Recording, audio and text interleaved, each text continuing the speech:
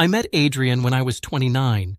He was different from anyone I had ever known, patient, attentive, charming in a quiet way, always noticing the little things that mattered.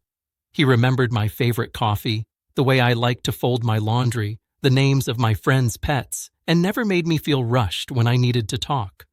Friends used to joke that he was too good to be true, and honestly, I believed them.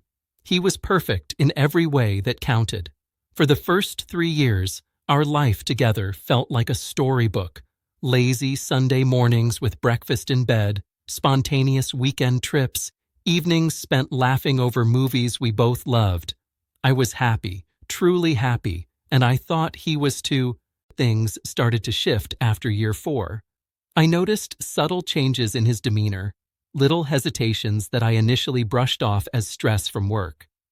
Adrian worked as a project manager at a construction firm. Long hours, lots of pressure, but he never complained. I admired that about him, but slowly, it became clear that he was carrying more than I realized. The small things I had loved, the way he would hold my hand, the way he would brush his thumb over my knuckles when we walked together, became rare. I found myself craving the intimacy we once had, but it seemed like he was always a step removed, polite, but distant. At first, I blamed myself. Maybe I had changed. Maybe I wasn't as charming as I used to be. Perhaps the spark I had felt in the early years had faded naturally, and I needed to accept it. I started paying more attention, trying to talk, trying to rekindle what I thought we had lost. I complimented him, tried to initiate small gestures, hoping he would respond. He smiled, but it was always just a polite smile, not the warmth that used to make my chest tighten. The turning point came one Friday evening. We were at a friend's gathering, a casual dinner at a mutual friend's house, and I don't know what came over me. We were discussing recent vacations when someone casually mentioned relationships and admiration.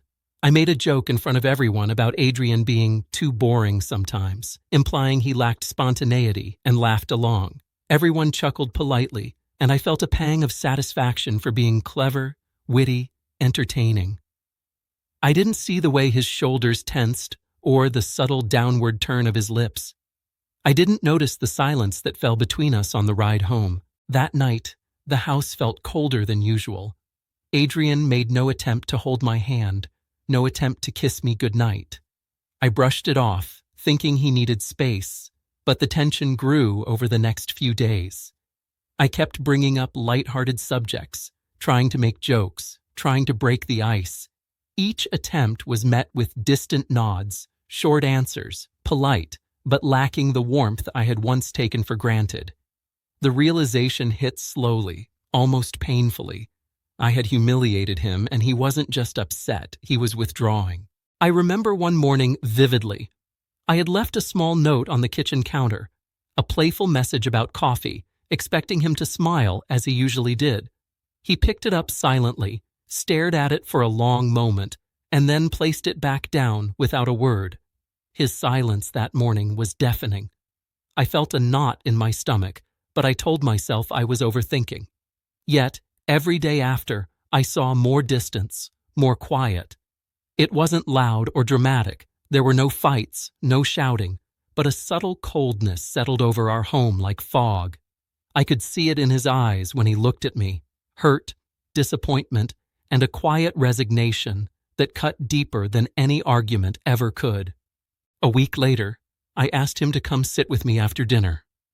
I remember the way he paused, a slight hesitation, as if calculating the weight of the next words. I said, "Adrian, I think I embarrassed you at the dinner. I want to apologize." He didn't respond immediately, just stared out the window, hands folded, posture stiff.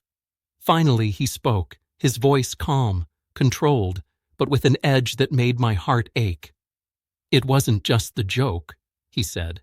"It was the laughter, the way everyone watched, and I felt small.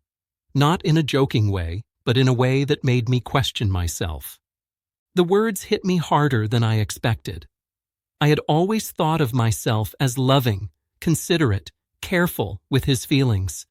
I never imagined my small attempt at humor could undermine years of trust and affection. He continued, I've carried this silently because I didn't want to cause conflict.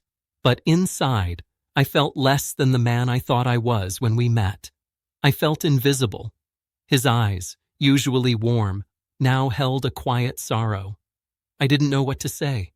The silence stretched between us, heavy and sharp. That night, he didn't sleep in the guest room, didn't curl up next to me on the bed. He sat in the living room for hours, scrolling through his phone, not engaging, not speaking. I tried again the next day, soft words, gentle gestures. He appreciated them, I could tell, but the distance remained. Over time, I saw the gradual unfolding of a choice he had been considering silently. To reclaim himself, to restore the dignity he had lost, and to protect his emotional well-being. The day he made his decision, it wasn't dramatic. There was no yelling, no throwing things, no confrontation in front of friends or family. I came home from work to find a note on the kitchen counter. He had packed a bag, neatly, carefully.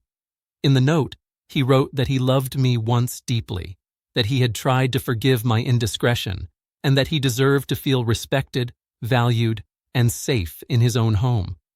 The note was concise, unemotional, and devastatingly clear. He had chosen himself, quietly, decisively, without malice, without spectacle. I called him immediately, panicked, and he answered with a calm, measured voice. I've made my choice, he said. I need to step away. Not because I stopped loving you, but because I can't continue to feel small, embarrassed, and unseen. I hope one day you understand. I was flooded with regret, guilt, and an almost unbearable sadness. I wanted to argue, to beg, to convince him to stay.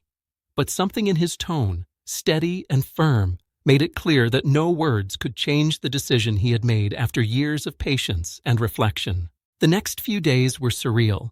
He moved out with quiet precision, leaving behind traces of the man I had once adored. I had the house to myself, and it was filled with silence that screamed.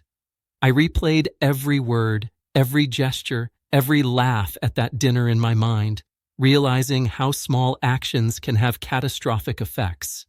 Adrian had never yelled, never demanded, never retaliated. He simply recognized his worth, acted upon it, and reclaimed the space he needed to feel whole again. Weeks later, we spoke only once, briefly, calmly, like two strangers who had once shared everything. He thanked me for the good years, for the love we shared, but reiterated that the choice was final. There was no bitterness, no accusation, only clarity, dignity, and quiet resolution. I realized then that his action had taught me more than any argument or apology ever could. He had shown me the power of self-respect, the importance of emotional boundaries, and the devastating impact that public humiliation can have on someone who trusts you completely. I still think of Adrian sometimes. I wonder if I will ever meet someone who embodies that quiet, unwavering love again, who is both patient and principled, who protects his dignity above all else. But I know one thing for certain. That evening at the dinner, when I chose the laughter and the momentary satisfaction over his feelings, I shattered something sacred. And in choosing himself, he left me with the most profound lesson. Love is not just about giving. It is about respecting, seeing, and valuing the other person completely. And when you fail at that, even the perfect husband can walk away, leaving behind a silence that speaks louder than any argument ever could.